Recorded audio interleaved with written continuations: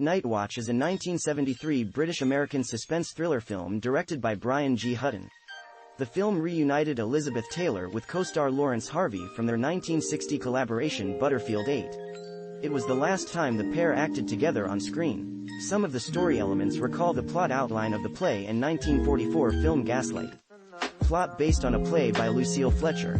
Night Watch is a suspense thriller about a woman named Ellen Wheeler, Elizabeth Taylor, who one night, during a raging thunderstorm, frantically tells her husband John, Lawrence Harvey, that from the living room window she has seen a murder being committed in the large old deserted house next door.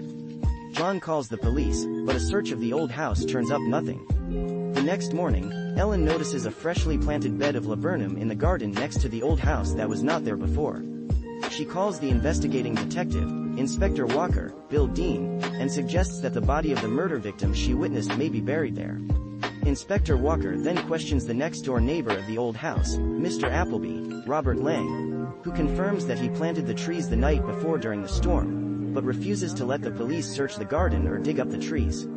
Ellen is revealed to be recovering from a mental breakdown that occurred after her unfaithful first husband, Carl, was killed a few years earlier in an auto accident with his paramour.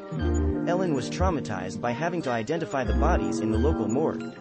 Inspector Walker confides to John that Ellen may be mentally ill and suggests rest and a doctor. Ellen continues to maintain that she saw a murder in the deserted house, but there is no proof and John remains skeptical. Ellen's visiting friend Sarah Cook, Billy Whitelaw, is equally skeptical and tries humoring Ellen by suggesting that she sees what she thinks she sees because of her recent breakdown. When both Ellen and Sarah see a man enter the old house the following night, they call the police, who find Mr. Appleby wandering around with a flashlight and arrest him for trespassing. A second search of the house and excavation of the garden reveal nothing, and Inspector Walker closes the case. John then brings over a psychiatrist friend of his, Tony Britton. After learning about the death of Ellen's first husband and her nervous breakdown, Tony suggests going to a clinic in another country for a few weeks. Ellen agrees to do so. That evening, Ellen claims to John and Sarah that she saw another body in the old house next door, that of a woman.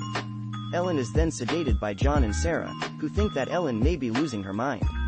The following evening, as Ellen prepares to leave for the airport, John asks her to sign several financial documents, including one that grants him power of attorney over their financial holdings. She complies. But she notices in the financial documents that John had recently acquired a company that owns the deserted house. She suddenly angrily confronts him with that knowledge and the key to the house, accusing him and Sarah of having an affair and plotting to drive her mad in order to have her committed. John still denies cheating on her or having anything to do with the murders she claimed to have seen, but Ellen refuses to accept their denials. She runs to the old house and lets herself inside using the key, and both John and Sarah chase after her. Ellen lures both of them to the second-floor room where she claimed to have seen the bodies, and violently attacks and stabs both of them to death with a butcher knife, positioning them in exactly the same manner that she claimed to have seen the two bodies.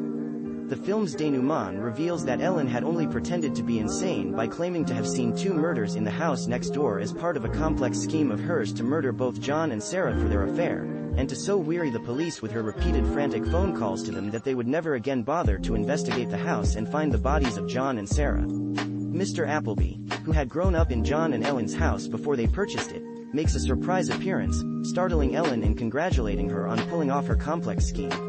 After informing her that he won't go to the police because Inspector Walker wouldn't believe him either, Ellen invites Mr. Appleby to look after her house as well as the garden until she returns. Mr. Appleby happily agrees to do so as Ellen bids him goodbye and departs.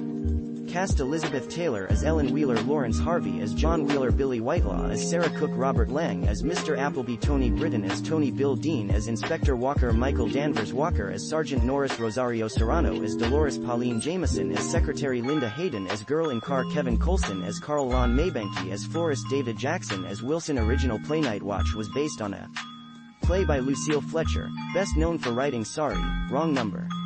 The play starred Joan Hackett. Rehearsals began January 1972. It opened the following month. The New York Times called it a most excellent thriller, a first-class example of its genre. Production film rights to the play were bought prior to the play reaching Broadway by producer Martin Pohl. He set up the film at Brute Productions, a newly formed film division of the Fabergé Company, run by George Barry. It was one of the first films from that company. Pohl said, "It's really a lot more now than a suspense story.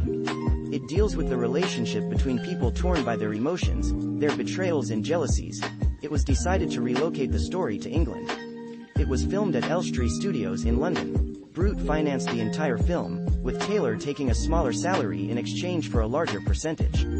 Director Brian Hutton had just made X, Y, and Z with Taylor. Harvey's casting was announced in April 1972. George Barry would later finance Harvey's last movie, Welcome to Arrow Beach. Filming was interrupted several times. It shut down for a week when Hutton contracted bronchitis, and then later for 6 more weeks so Harvey could have an operation on his stomach. Harvey said at the time that the operation was due to appendicitis, but it was in fact stomach cancer, which would soon kill him. Filming ended in September 1972. In February 1973, Avco Embassy agreed to distribute the film along with another Brute production, A Touch of Class. Critical reception Time Out called it a tired, old-fashioned thriller, whereas the New York Times wrote, Elizabeth Taylor, in About Time, has got herself a good picture and a whodunit at that, and Variety opined, Lucille Fletcher's Night Watch isn't the first average stage play to be turned into a better-than-average film. Astute direction and an improved cast more than help. References external links Nightwatch at IMDb Nightwatch at AllMovie Nightwatch at the TCM Movie Database Nightwatch at the American Film Institute Catalog Nightwatch at Real Streets Nightwatch at Letterboxd.